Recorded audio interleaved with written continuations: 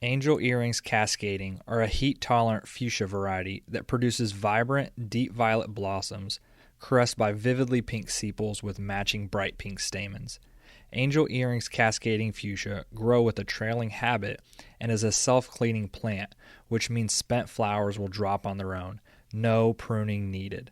This variety grows to a mature height of 20 inches tall and spreads to 25 inches wide.